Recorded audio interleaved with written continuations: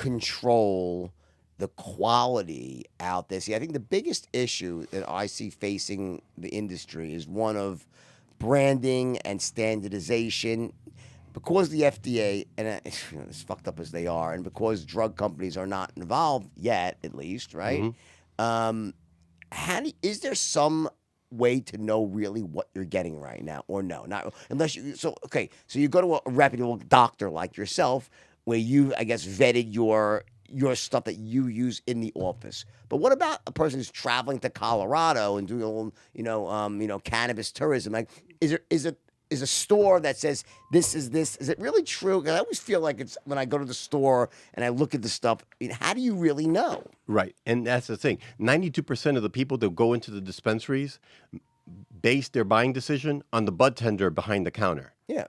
And what is that? And they don't know who the hell you are. They don't know what. It's based on the ethics of a person that runs the store. And how do you really know? Exactly. Now, what you said earlier about you can vet what's in your office, I can't, because in the state of Florida, and we cannot dispense in our offices. Okay. They see us, and then we send them to a dispensary.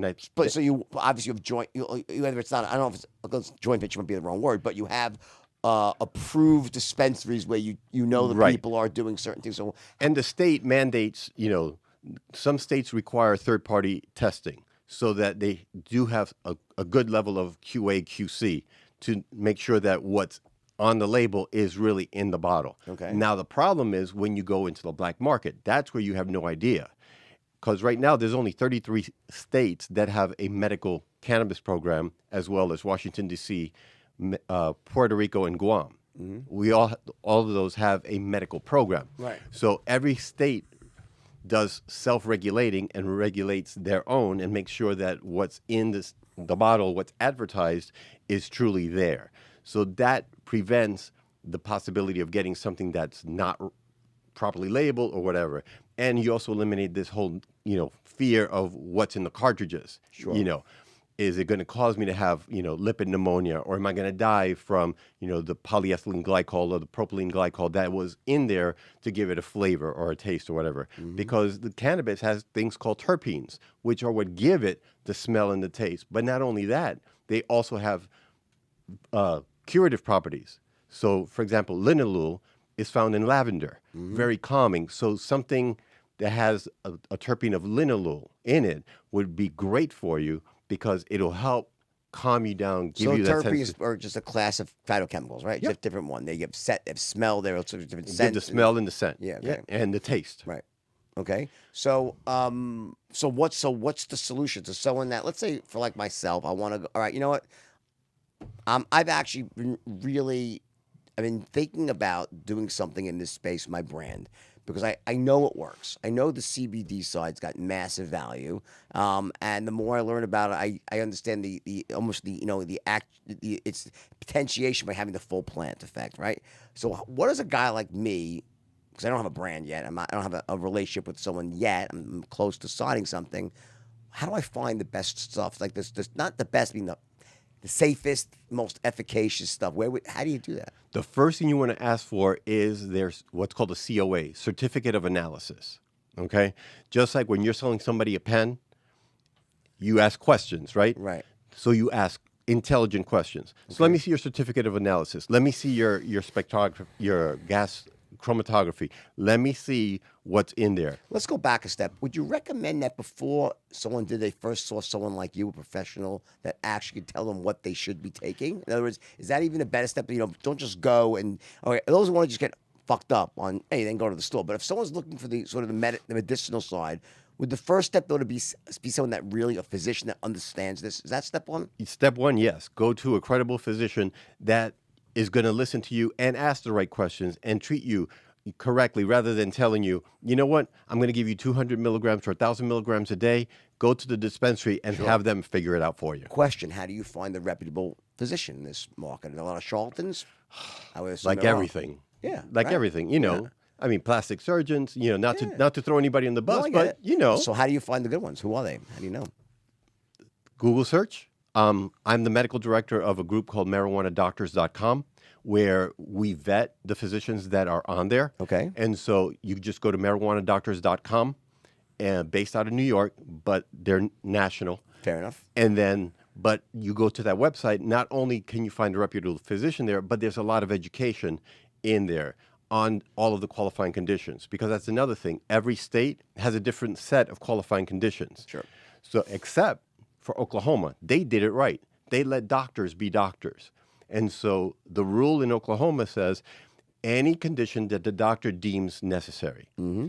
And they didn't put a cap on the number of licenses to grow or produce cannabis. For that reason, after the first 3 months of being in the program, they generated $7 million in sales. After 6 months, they were up to $23 million. After 9 months, they're at $40 million. Interesting. Why? Because they opened it up. Mm-hmm. And the more it's more competitive, and so there's none of this price gouging or screwing the patient, who really is the one that needs the medication. Got it. So step one, go to the doctor. Right. And the doctor will do a full medical history. You tell them what your goals are, what you want to accomplish, what medications you're taking. Are there any contraindications to marijuana? Is there anything that would say you can't take marijuana? Not that you can't take it, but you have to be cautious with what you take. For example, just like with it's medicine. Cannabis is medicine. Sure. That's my mantra. And so you have to be mindful of drug-drug interactions. Why? Because certain drugs will cause a reaction to it. Sure. So to go back to the example I gave earlier, Blue Chew, it's a vasodilator. It opens up the blood vessels, allows blood to get down to, get to your dick, and right. Boom, right. You're ready to go. Right.